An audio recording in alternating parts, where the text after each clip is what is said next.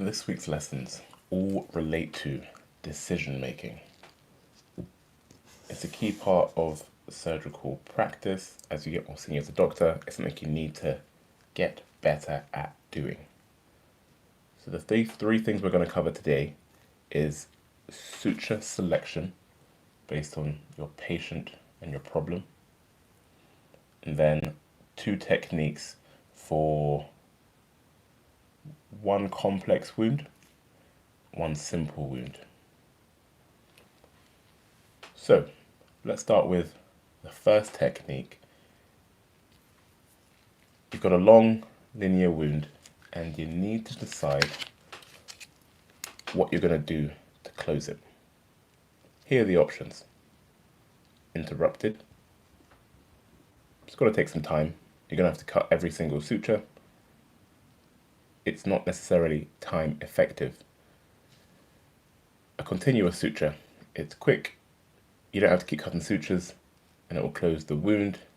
You can't necessarily adjust your suturing to compensate for unequal skin edges. However, this is a simple wound. The edges are well opposed and they're at the same depth, so that's not necessary. You could do macro sutures, but again, you're going to have to cut sutures along the way. You can tell from the way I'm describing it, I'm just going to do a continuous suture. You then have to decide whether you're going to use a dissolvable or non-dissolvable. That's really down to preference of the person doing it. Typically use dissolvable sutures for simple wounds. The other option for this would be a subcuticular suture, which you can see how I do in some of the previous lives, or indeed from some of our training tutorials. Watch how I just pulled the suture with one hand. I've palmed the forceps into my hand and my needle holder is ready to go. You wrap around the tip. It's not like this. It's not all the way out here. You are near where you want to tie. Wrap around the tip. Grab just the tip of the short suture and pull. It's your finger you can use to lay the knot. And then you just pull the suture forward, wrap the tip. Watching somebody suture like this is far more appealing and attractive than the alternative methods I've just compared to. As you can see, I was like this. I put everything into my left hand and I cut for myself. But I'm only cutting the short suture. Let's talk about language of suturing. If you hold both suture ends up together, both will be cut. If you hold one up, that's the one that gets cut. If you want to specify how long, you can say, 5 millimeters, and that's what they do. All right.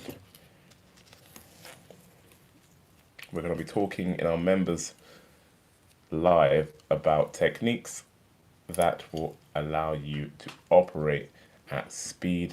We do these lives almost every week for members, giving you some real extra tips on how to solve specific problems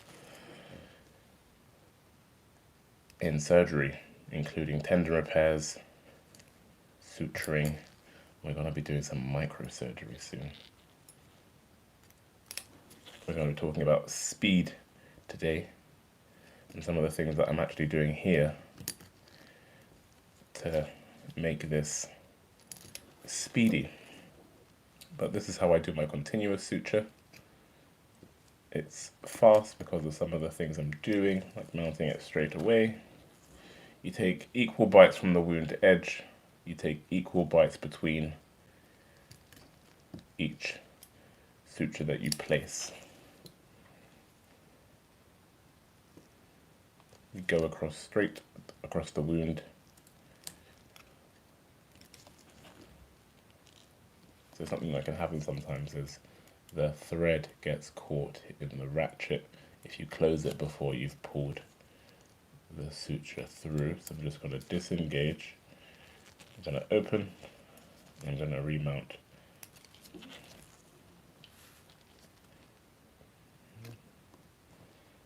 So how to avoid that? You mount on top of your suture, then you pull the thread Again, this is a quick technique, quicker than interrupters for a wound this long. And how I do that quickly, you can join our members only live afterwards, after the session at 11 o'clock, to get some of these tips for speed. We do these members only lives after every one of these sessions to give you specific solutions to specific problems. I'm giving you basically all the tips I've learned in the last 10 years, so you don't have to spend 10 years learning them the hard way. It's a nice, neat little suture for a simple wound. Now pay attention to this. You need a lever loop. Treat it like a single thread. As I said, wrap around the tip.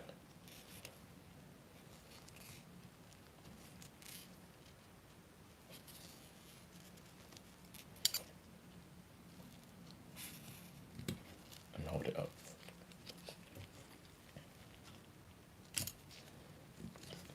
Look at that. Nice and neat, fairly even, easily opposed wounds.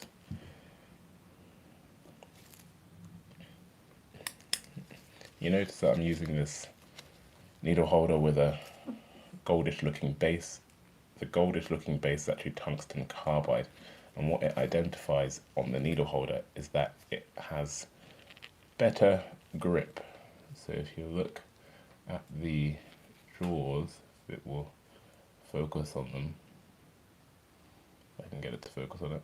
Oh, essentially it has cross hatching that gives it better grip. I will post a discount code for the MedSync website to get 25% off of this tungsten carbide MedSync needle holder. But that will be after the session. So we've covered the continuous suture for a simple wound.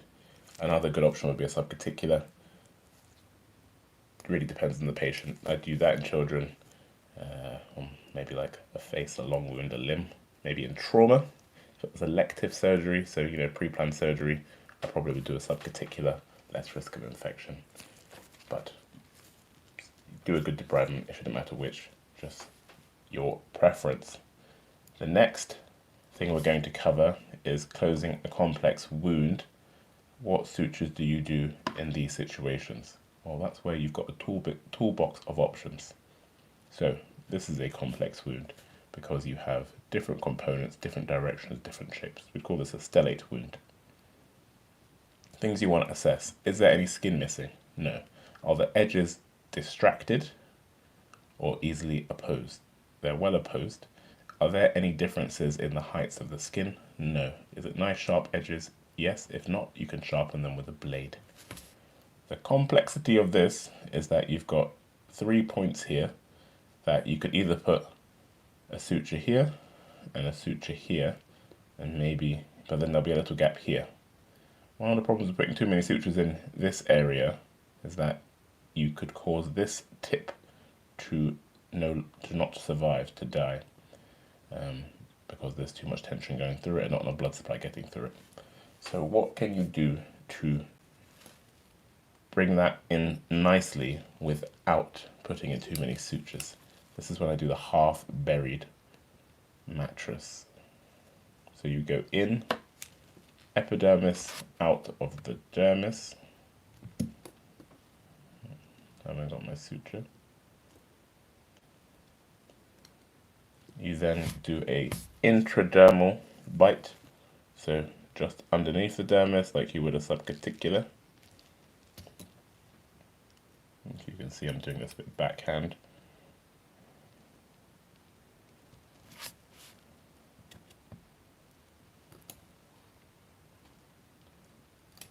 One of the things we're going to cover, I'm in the loop there, so I'm just going to bring that through.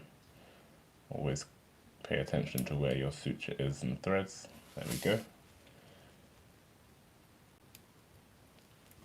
And then you're going to do another intradermal bite over here. This is the half buried mattress. It's going to go across here, mount it straight away.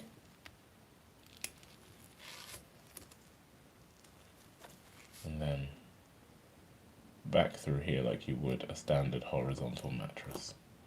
So this is the half buried mattress that brings in the tip really nicely. As per every other technique, wrap it nicely around the tip of the needle holder, tie and watch that corner come in just like that.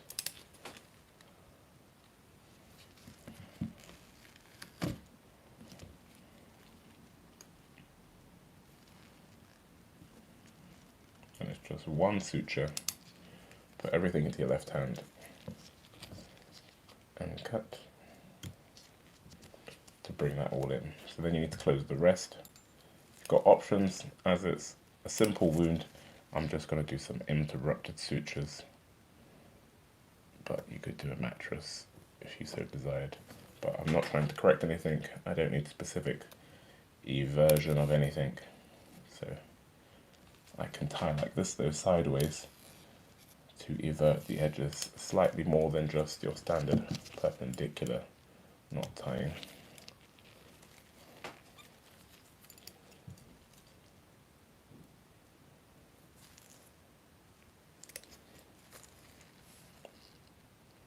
Don't need too many sutures, just where the gaps are really. I think I can get away with one on each side.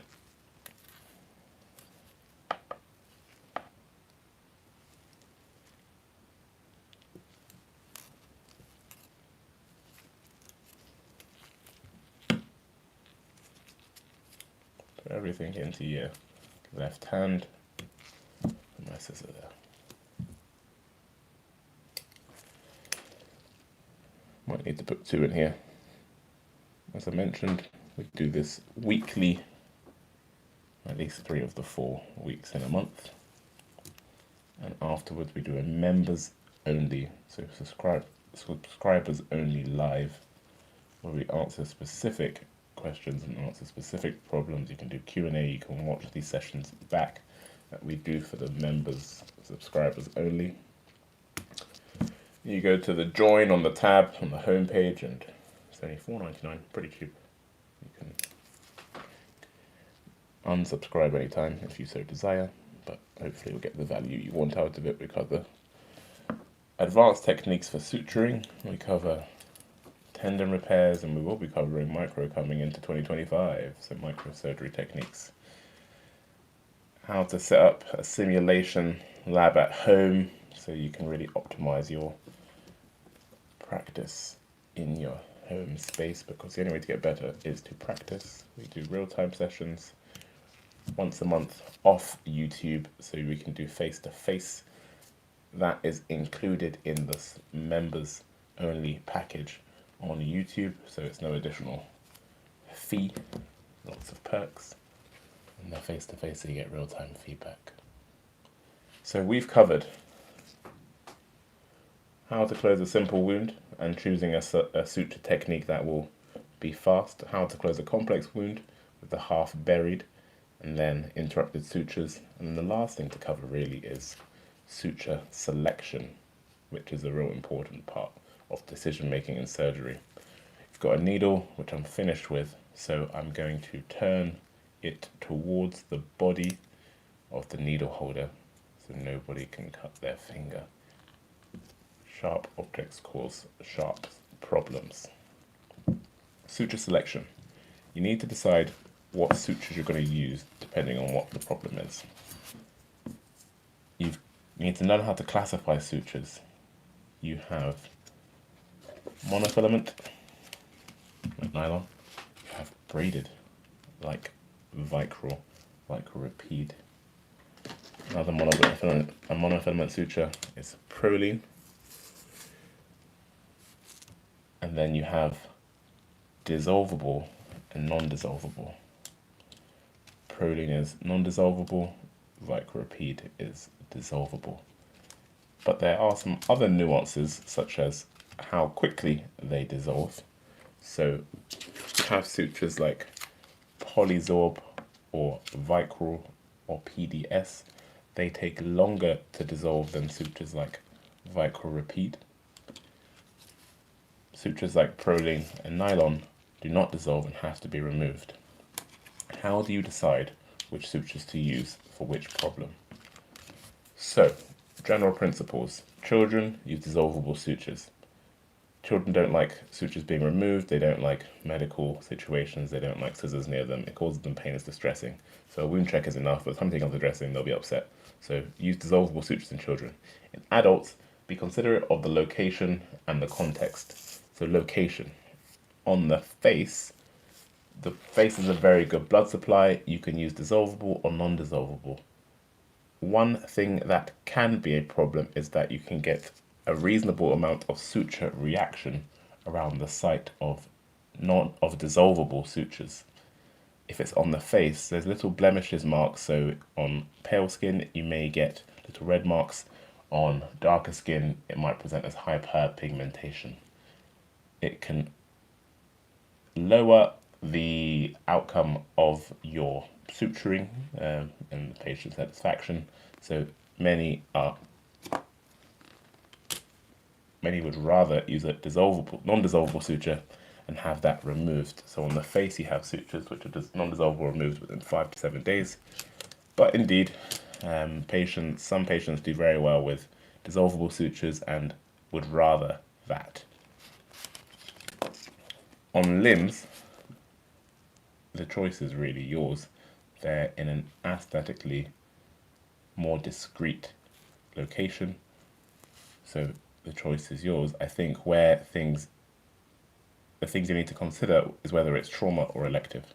So in elective surgery, you've made your wounds, they're often long and linear. Discrete sutures which can't be seen to leave and don't leave track marks because they're under the skin are often favourable. So subcuticular suturing is a common preference. Whether you use a braided dissolvable suture or a monofilament dissolvable suture such as PDS, a braided one being Vicryl, is really up to you. But one thing to consider is if it's a patient with really thin dermis, a braided suture has more grip because it's got overlapping suture threads that grip the dermis better, so are less likely to rip out as you're pulling the suture along. But if you've got a younger patient with reasonably thick dermis, a monofilament works fine. Suture material is slightly more coarse, so can spit out and be problematic to the patient, so many will also use Vicryl, so because it's softer. But when you're doing skin suturing, use a undyed suture. That is really, really important. So this suture right here, if I can find one for you. So this suture is a braided suture, it's Vicryl, but it's dyed. So I would not use this for intradermal suturing, but it does have better grip. So I'd use an undyed Vicryl for that, or I'd use a monofilament such as Monocryl or PDS. In terms of size of suture, for limbs, I tend to use a 3/0 or a 4/0. The size of the suture, that number 3 or 4, is the strength it takes to break the thread. It's not actually about the needle size, that's a separate measurement on the packet. For face, 4, 5 or 6, so 4 typically is for a wound. I'd use it for a wound under tension on the face, maybe on the cheek. There's a big gap to bring edges together, and then 5 or 6 for the top layer, small bites. So suture selection is a key component of practice. Things to think about: location. Is it pediatric, a children's case, or an adult case? So do you want to remove sutures or not? What is the context of the surgery? Elective surgery or trauma? Elective surgery, you tend to create your wounds. They tend to be long and linear, so you can hide the sutures. And then patient preference. Do they not want sutures removed? Use dissolvable sutures. So those are the components of suture selection decision making that you need to factor in. So in summary, if you want to watch this back, we have covered how to close a long linear wound. I showed you the technique of the continuous suture here. You can also use a subcuticular if you so desire. Closing a more complex wound, so these stellate wounds, how to bring this tip in without placing lots of sutures into the tip. Just with one suture, we use the half buried. You go in here, do intradermal here, and come out here just like you would a mattress. So this bit starts like a mattress, this is intradermal, and ends like a mattress. And then suture selection, classify them as monofilament or braided, dissolvable or non-dissolvable. Choose your suture based on location of where you're putting the suture, the context of the surgery, so is it elective or trauma. Tend to not want to use continuous sutures in trauma because the risk of infection is there even after debridement. You may use a monofilament suture in trauma over a braided, purely because the braids have a theoretical risk of holding more bacteria than a monofilament suture does. And then the age of the patient, adult or children. Children do not like having sutures removed, so dissolvable tends to be preferable. But some patients just don't want to have to go to a GP practice or family medicine practice to have stitches removed, so dissolvable is preferred. If you want to watch this back, check it out. We're doing a subscription only members live on the top of the hour. It's going to be on techniques for suturing fast, so catch you there if you're a subscribing member.